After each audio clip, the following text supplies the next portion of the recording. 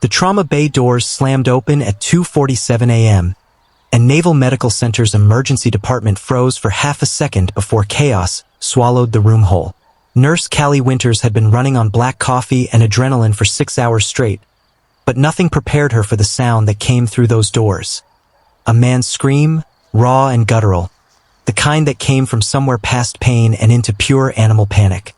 He was being half-carried, half-dragged by 2 junior officers, his digital camouflage uniform soaked through at the collar, his face contorted into something unrecognizable as human composure.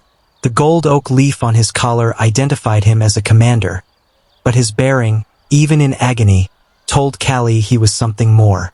She didn't wait for orders. She moved.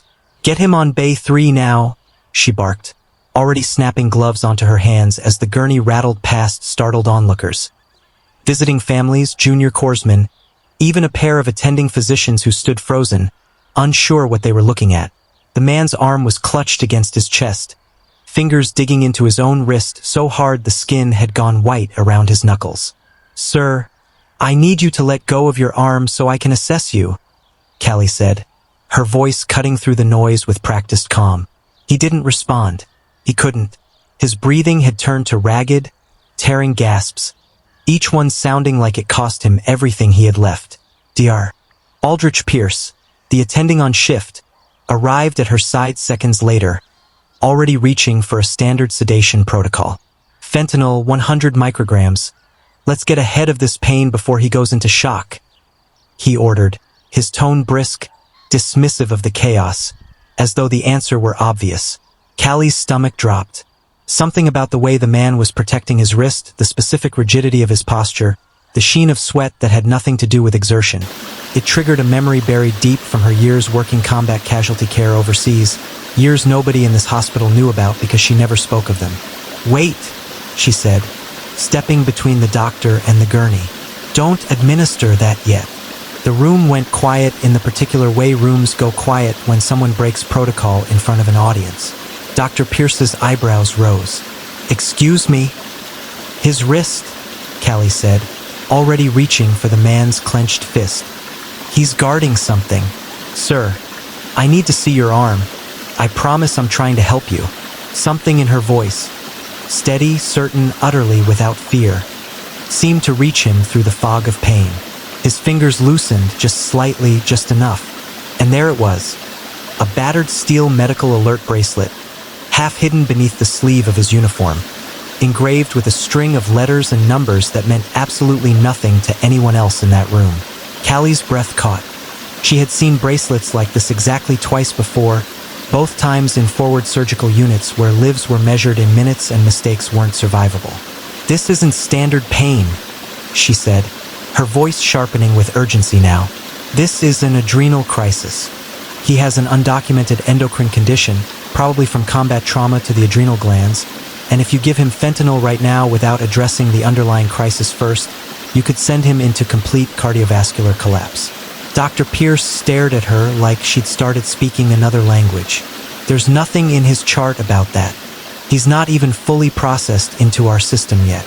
"That's because it's not the kind of thing that goes in a normal chart," Callie snapped back, already moving, already reaching for hydrocortisone from the crash cart with the muscle memory of someone who had done this before in far worse conditions with far fewer resources. "Get me 100 milligrams of hydrocortisone for push now, and somebody find out who this man's flight surgeon is, because I guarantee you it isn't listed in any file you have access to." The commander's eyes, glazed with pain, found hers for one fractured second, and in them she saw something that looked almost like recognition, like he understood, even through the haze, that she knew something no one else in the building did. Behind her, she heard murmuring, disbelief, someone asking who authorized her to override the attending physician. She ignored all of it. Her hands were steady as she prepped the injection. Her focus narrowed down to the erratic rise and fall of his chest, the bracelet still gripped loosely in his other hand like a lifeline. "Sir, I'm going to need you to trust me for the next 90 seconds, she said quietly, just for him, her voice softening even as her hands moved with clinical precision. "I've seen this before. I know what your body is doing right now, and I know how to stop it. A junior nurse hovered nearby, wide-eyed, whispering to another that Callie Winters, quiet, unassuming Callie who kept to herself on breaks and never talked about her past, seemed to know things that weren't in any textbook available to civilian medical staff. Dr. Pierce, torn between protocol and the terrifying possibility that she was right, made the call that would haunt him regardless of the outcome. "Do it," he said. "But if this goes wrong, it's on you." "It won't," Callie said, and pushed the medication. The commander's body, for one agonizing moment, seemed to seize entirely, and then, slowly, terrifyingly slowly, his breathing began to even out. His grip on the rail of the gurney loosened. The wild panic in his eyes softened into something like disbelief. Callie didn't move, didn't celebrate, didn't allow herself even a flicker of relief. She kept her fingers on his pulse, counting silently, watching numbers on the monitor climb back from the edge of catastrophe. Nobody in that trauma bay yet understood who this man really was, or why a nurse with no visible military record had just saved his life using knowledge that belonged to combat medicine, not civilian emergency rooms. But somewhere in the hospital's command structure, phones were already ringing, because Commander Reeve Kavanagh wasn't just any officer, and someone very high up the chain of command was about to walk through those doors demanding answers. 20 minutes later, the automatic doors of the emergency department burst open again, this time admitting a man whose presence seemed to physically alter the air in the room. Rear Admiral Marcus Thorne moved with the unmistakable weight of decades of command, his uniform crisp despite the hour, his expression carved from granite as his eyes swept the trauma bay until they landed on the gurney where Commander Kavanagh now lay stabilized, pale but breathing steadily, hydrocortisone doing its slow, essential work. "Where is she?" the Admiral said, not a question, more a demand that expected instant compliance. Dr. Pierce, still shaken from the last half hour, gestured weakly toward Callie, who was recording vitals with the same quiet focus she'd maintained since the crisis began, seemingly unaware that the entire trajectory of the night had just shifted again. "Nurse Winters," the Admiral said, and something in his tone made every head in the vicinity turn. "You're the one who treated Commander Kavanagh." "Yes, sir," Callie said, straightening but not flinching, meeting his gaze with the same steadiness she'd shown the man on the gurney. "Adrenal crisis." His bracelet indicated a condition that required immediate hydrocortisone before any opioid administration. The Admiral studied her for a long moment, and something shifted behind his eyes, a recalibration, as though he were seeing her for the first time as something other than hospital staff. "Do you know what that bracelet actually represents, Nurse Winters?" Callie hesitated. It indicated a documented endocrine emergency protocol. "I've seen similar bracelets on personnel who sustained combat-related adrenal trauma." "It's more than that," the Admiral said, his voice dropping, gravity settling into every word. "That bracelet marks him as a member of a classified Joint Special Operations medical program, one of only 14 men in the country who carry it. Commander Kavanagh isn't simply a naval officer. He's the lead medical liaison for Naval Special Warfare Command, a former SEAL platoon commander who sustained his condition during a black operation that doesn't exist on paper. The protocol you just executed isn't taught in civilian nursing programs, Nurse Winters. It's taught in exactly one place." The room had gone utterly silent now, every staff member within earshot straining to understand what they were witnessing. Callie felt her pulse quicken, felt the careful walls she'd built around her own history beginning to tremble. "Sir, where did you serve?" the Admiral asked, quietly now, though the question carried more weight than any shout could have. Callie swallowed hard, aware of every eye in the trauma bay fixed on her. "Forward surgical team, embedded with special operations units, 2 deployments," she said finally, the words coming slow, like something long buried being unearthed. "I don't talk about it.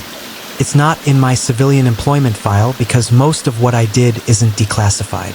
The Admiral's expression shifted from scrutiny to something that looked almost like awe. "You're the reason Commander Kavanagh is alive right now, and you did it with nothing but instinct and training most people in this hospital don't even know exists." On the gurney, Commander Kavanagh stirred, his eyes opening fully for the first time since the crisis, finding Callie across the room with a clarity that hadn't been there before. "That's twice," he rasped, his voice hoarse but steady. "Twice someone with your training has saved my life in a trauma bay. First time was a corpsman in Kandahar. This time it was you." Callie felt something crack open in her chest. A wall she'd maintained since the day she came home, quiet and unrecognized. Back into a civilian world that had no idea what she'd carried back with her. "I just did my job, sir," she said softly. "No," the Admiral said, stepping forward, his voice carrying now, deliberately, for the benefit of every stunned onlooker in that trauma bay. "You did far more than your job. You did what 14 years of training prepared you to do, in a room full of people who had no idea what they were looking at." He turned, addressing the gathered staff, his voice taking on the unmistakable cadence of command. "This woman just performed under pressure the way I've only seen the best combat medics perform, and she did it while every one of you doubted her. I want that understood." Then, in a gesture that stunned the entire room into silence, Rear Admiral Marcus Thorne raised his hand in a slow, deliberate salute. Not to Commander Kavanagh, but to Nurse Callie Winters, standing in blood-stained blue scrubs beside a gurney, her hands still trembling faintly from adrenaline. Around the trauma bay, uniformed personnel who moments ago had questioned her authority now straightened instinctively, some raising their own hands in reflexive salute, an entire room recognizing, in real time, that the quiet nurse who kept to herself had been carrying a story none of them had bothered to ask about.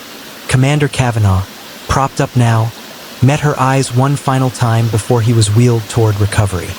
"Thank you," he said simply, and in those two words was an entire unspoken history between people who understood what it meant to serve in silence. Callie Winters stood in the center of that trauma bay, finally seen, finally understood, tears she refused to let fall burning behind her eyes as years of unspoken sacrifice were, for one unforgettable moment, given the recognition they had always deserved.